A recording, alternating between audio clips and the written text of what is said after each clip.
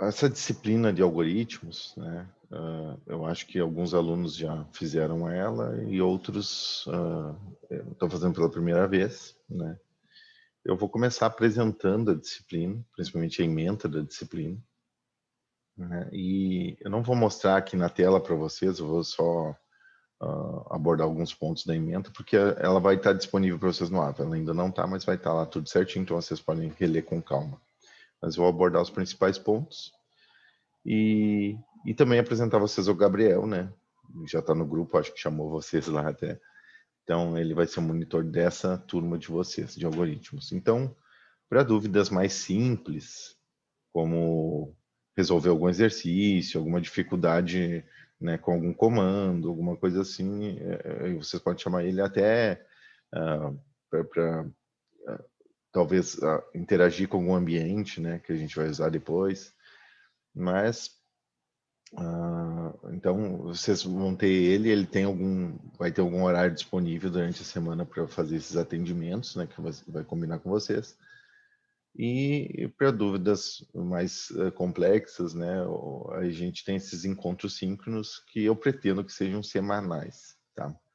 Gostaria de tentar manter esse dia e horário, sempre às quintas-feiras nesse horário. Eu falei para vocês que eu estou usando o Zoom, né, por alguns motivos aí.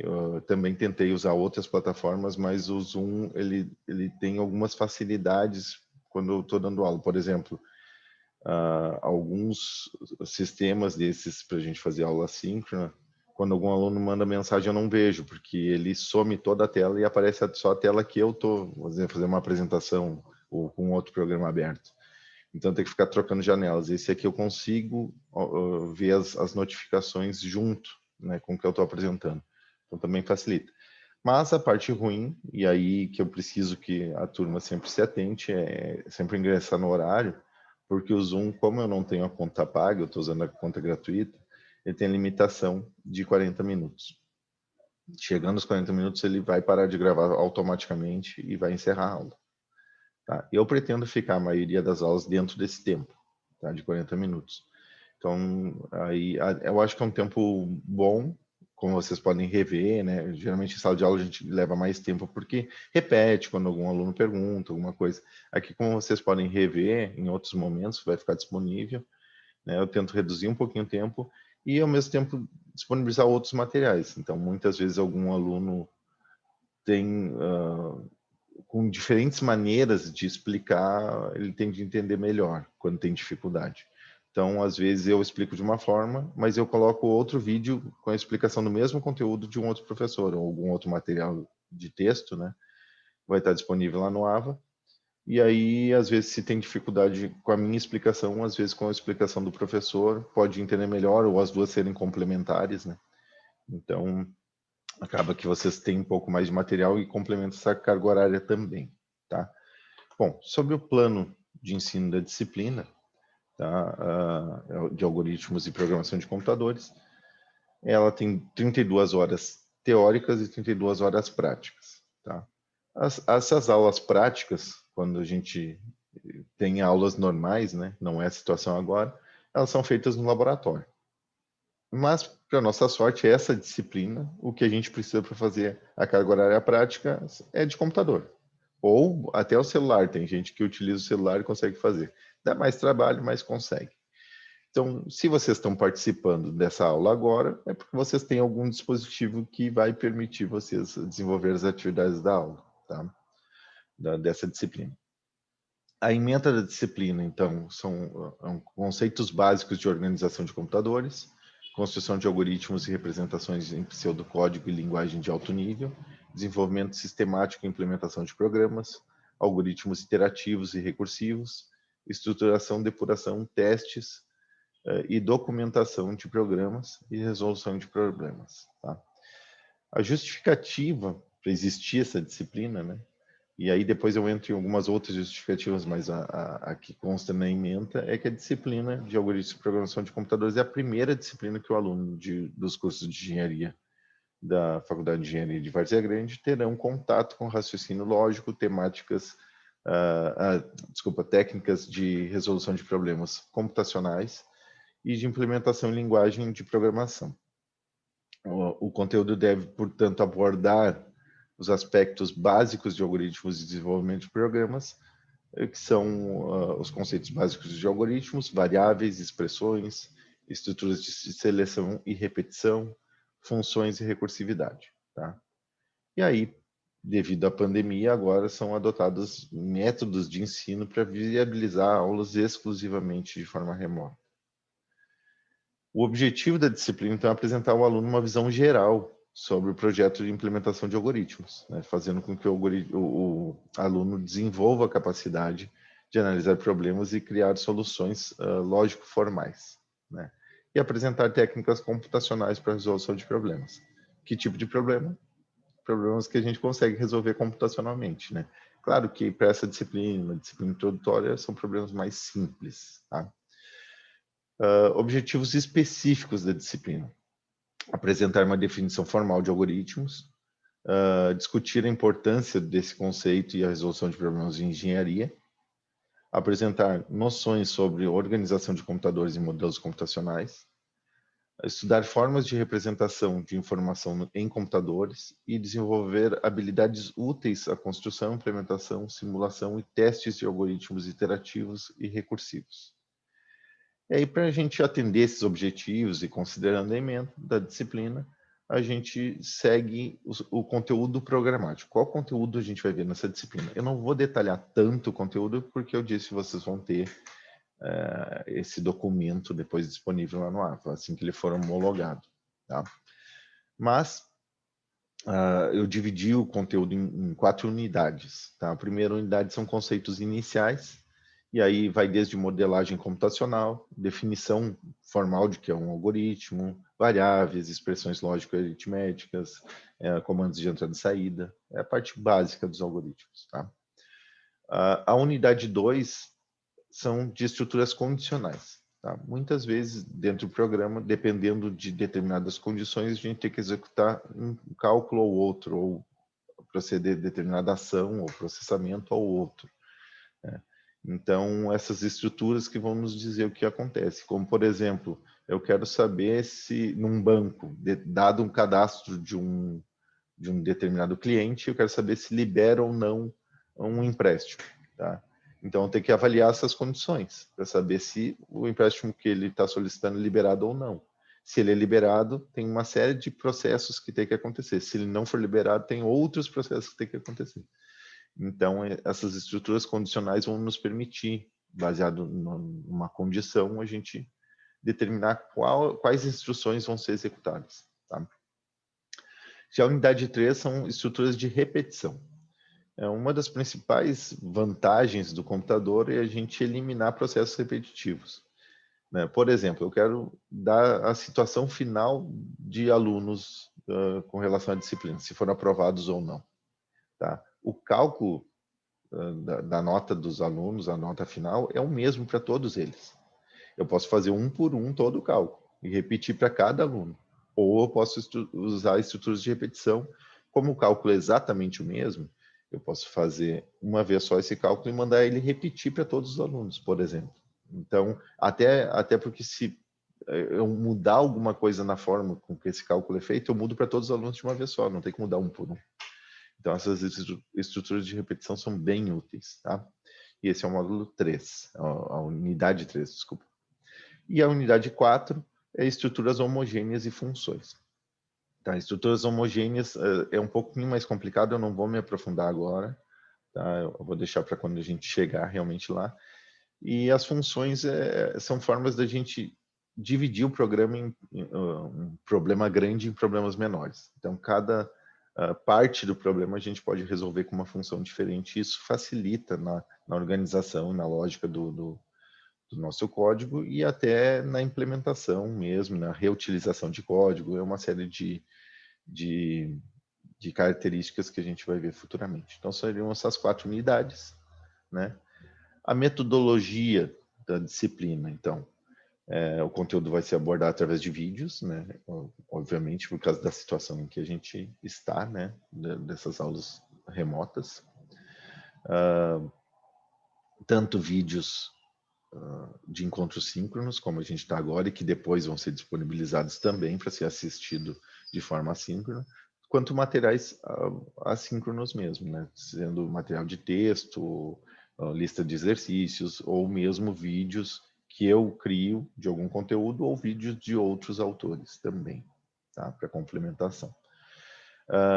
Então, a gente vai usar basicamente como recursos tecnológicos o AVA, e pode usar também alguns softwares ou algumas ferramentas online.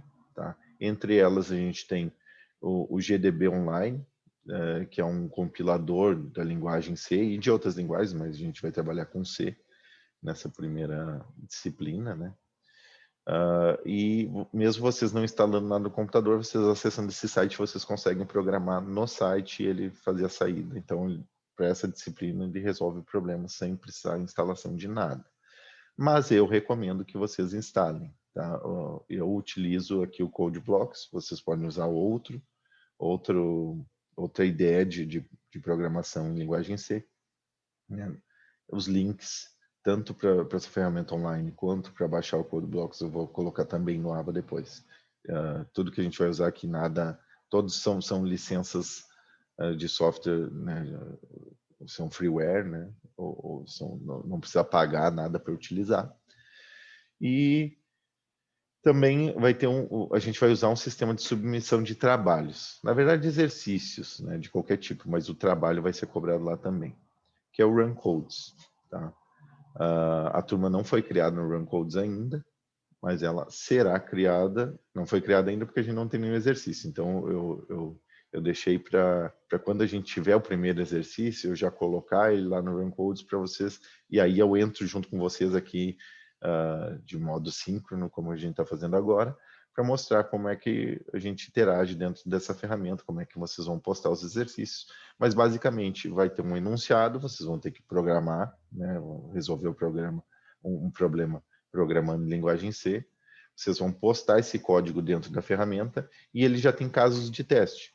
Então, ele já tem várias entradas e ele já sabe as saídas esperadas para aquelas entradas. Então, o programa de vocês que tiver construído conforme as especificações, ele vai ter que ter as mesmas saídas. Quando não tiver, ele vai mostrar para vocês.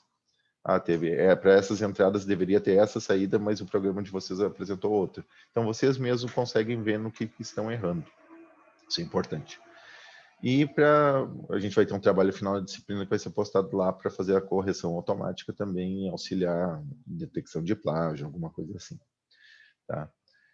E, por último, as aulas práticas vão ser realizadas de forma remota, e cada aluno utilizará seu próprio dispositivo, né?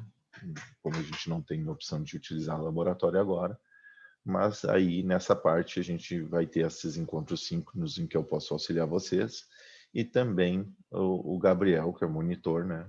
Vai estar disponível em alguns horários para orientar vocês quanto a essas atividades práticas. Tá? O sistema de avaliação da disciplina ele é composto por 3 avaliações. Tá? 2 avaliações são teóricas e as provas vão ser dadas dentro do AVA. Tá? E vai ter um dia certo e um horário certo para ser executado. Então, a gente vai tentar simular o mais próximo possível da experiência de sala de aula. Na sala de aula, vocês têm um horário para começar a prova, tem um horário para limite para terminar a prova, né? E aqui vai acontecer a mesma coisa. Então, só a única coisa que vocês vão fazer no AVA. E aí, dentro do AVA, quando estiver disponível, a prova vai abrir para vocês, vocês vão ter acesso, vão responder, e se chegar no tempo limite de prova e vocês não conseguirem terminar, vai acontecer a mesma coisa que acontece na sala de aula. Se o aluno não consegue terminar no tempo dado para a prova, ele vai entregar a prova parcialmente preenchida. Tá? Mas o tempo de prova é sempre calculado com bastante razoabilidade, tá? Para dar tempo de todo mundo. Realmente, para não fazer a prova no tempo, é só se o aluno está tentando aprender o conteúdo durante a prova. Né? E aí realmente é problemático. Bom, a média para aprovação da disciplina é 5, tá? E se vocês chegarem numa nota maior ou igual a 5, vocês são aprovados. Uma nota menor que 5 são reprovados e não tem PF, é reprovação direta. Por isso que a média é 5. Tá? Para fazer o cálculo dessa média, as duas avaliações teóricas, cada uma delas vale 25% da nota final. Tá? Ou seja, se vocês tirarem 10 nas duas avaliações, vocês já têm a nota 5, que é a que precisa para aprovação. O trabalho final, como ele é um pouco mais trabalhoso, né, ele vai contar com 50% da nota final. Então, também, se vocês tirarem 10 no trabalho, vocês já têm 5 pontos que precisa para aprovação. Tá? Então, é 2,5 de uma prova, 2,5 de outra prova, 5 do trabalho, para compor os 10 pontos da nota final. Tá bom? Bom, eu não vou ler aqui os livros, né, mas quando vocês estiverem com um plano da disciplina disponível, aí vocês vão ver todos os livros aqui da bibliografia, tanto a básica quanto a complementar. Para quem mora em Cuiabá e quiser, vocês podem entrar em contato com a biblioteca de VG e conseguir esses livros, né, um empréstimo desses livros. Mas eu sei que vários alunos não estão em Cuiabá, por nós estar em trabalho remoto, tem gente que está com a sua família na cidade de origem, né, então não tem essa possibilidade de pegar o livro. Mas considerando que essa disciplina é uma disciplina bem introdutória e que é dado nos cursos de computação, de engenharia há muito tempo, né, é muito fácil de encontrar conteúdo na internet, né, então eu mesmo vou indicar alguns para vocês e vou colocar no AVA, né, mas é fácil de vocês encontrarem conteúdo complementar na internet que abordem esses assuntos com bastante razoabilidade também. Se vocês tiverem dúvida, encontrar algum material, tiverem dúvida se ele é bom mesmo ou não, pode me mandar mensagem lá no AVA que eu costumo olhar. Às vezes eu não olho o mesmo dia, né? Mas eu não costumo demorar muito para responder também as mensagens no AVA. Então, utilizem bastante essa ferramenta também, tá? Bom, até agora alguém ficou com alguma dúvida? Quer fazer alguma pergunta? Por enquanto, tranquilo, professor. Tá bom, então. Então, seguindo, nessa primeira aula, é só uma introdução bem rápida, nem é no conteúdo da disciplina, mas sim nos conceitos iniciais e na verdade, no motivo dessa disciplina, né, e por que ela vai ser útil e tudo mais. Então, aqui, a primeira coisa que a gente tem é por que aprender a programar, né? E essa é uma pergunta, especialmente de quem é da área da computação, eu acho que não faz essa pergunta, quem escolheu o curso de engenharia de computação. Talvez controle e automação também não. Mas de outras engenharias eu escuto bastante, né? Por que programar se eu vou trabalhar com outro conteúdo, né? Minha formação vai ser outra, que não computação. O que esperar do curso e o que é necessário para fazer as atividades do curso e se sair bem nele. Tá? Então, essas perguntas que a gente vai tentar resolver nessa primeira aula introdutória. Então, por que programar? Primeira coisa, né? Então, nesse curso vocês aprenderão o básico para criar programas de computador. Né? Exemplos de programas, eu acho que todo mundo conhece, então, usando, inclusive o Zoom é um exemplo de programa de computador, né?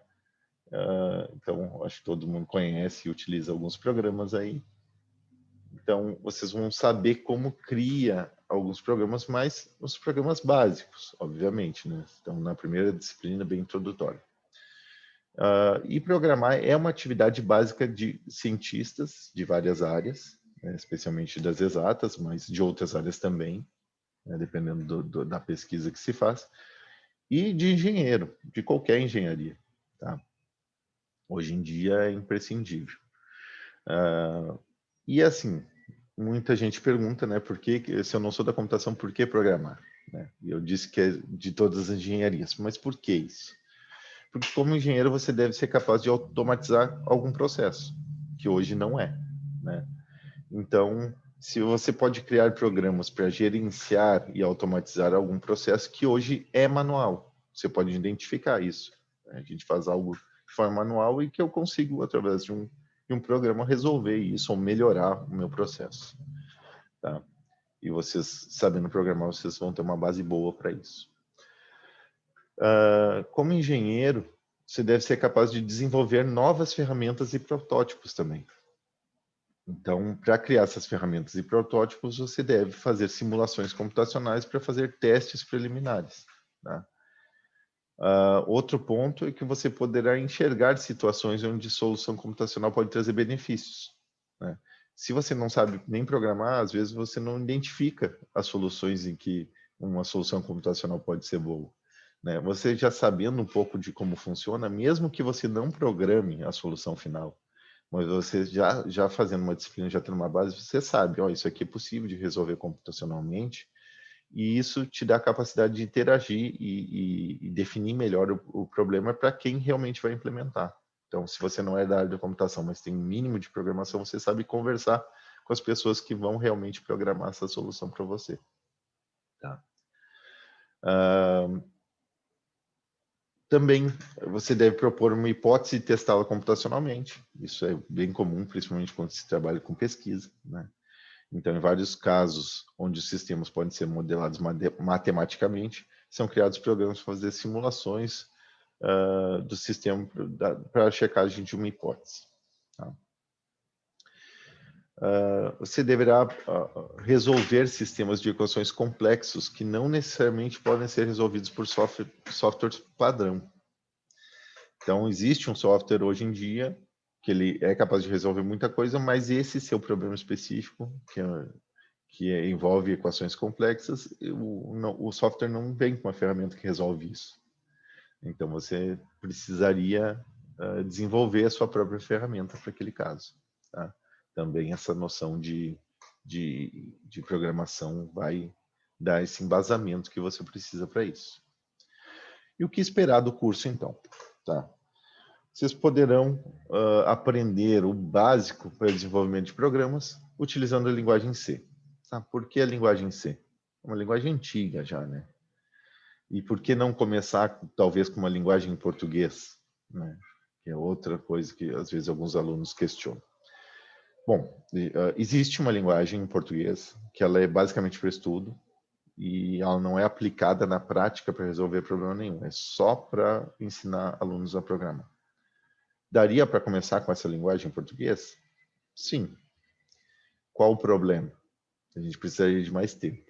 A gente não tem uma carga horária tão grande para aprender uma linguagem, aprender todos os comandos, depois migrar para outra. Tá? Então, mas então por que C, que é antiga já? Bom, porque mesmo que vocês venham adotar uma linguagem nova, muito das linguagens novas que existem hoje em dia são baseadas em C. A estrutura, os comandos, né, é muito parecido com C, em boa parte delas. Então, se vocês aprenderem razoavelmente a linguagem C, para migrar para outra linguagem em um problema específico, vai se tornar bem fácil. Tá? E por que não pegar uma outra linguagem que já é utilizada? Porque depende. Depende do problema que está sendo resolvido.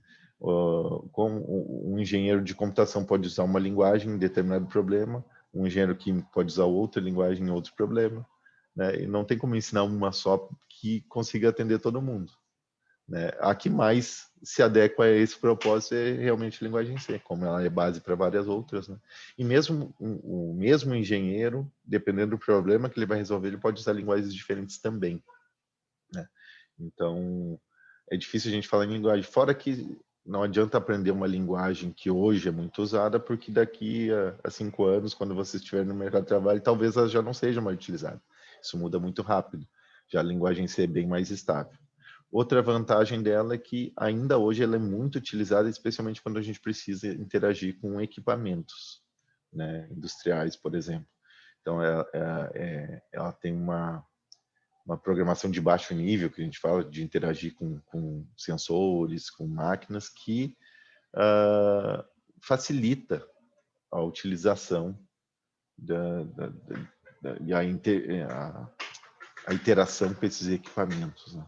Ela ainda é bem utilizada para isso. No entanto, o curso não é um curso de linguagem. Esse curso, o objetivo dele é que vocês aprendam a programar. Então, o que a gente foca aqui é na estrutura, né, como modelar matematicamente o problema, como funciona a lógica do algoritmo. Mas esse é o nosso objetivo. Claro que a gente precisa de uma linguagem para testar essas coisas todas e vai usar C, mas o objetivo é mais a lógica de programação. E então vocês não vão aprender a utilizar programas nesse curso, programas já prontos, tá? Claro que, por exemplo, se vai usar o CodeBlocks, como eu falei antes, ok, vocês vão ter que saber mexer com ele. Mas o objetivo também não é saber mexer com programas. Mas com o conhecimento de algoritmos, vocês vão ter uma noção boa de como esses programas são criados, tá bom? Bom, o que é necessário para esse curso? Basicamente um dispositivo que seja um computador, hoje em dia o smartphone é um computador, né? Vocês poderiam já resolver os exercícios, as atividades da disciplina, tá? Bom, essa foi uma introdução bem simples, inicialmente, tá? E aí, se não houver problema de choque de horário com outra disciplina, a gente mantém esse dia e horário para a turma de vocês aqui para as próximas semanas.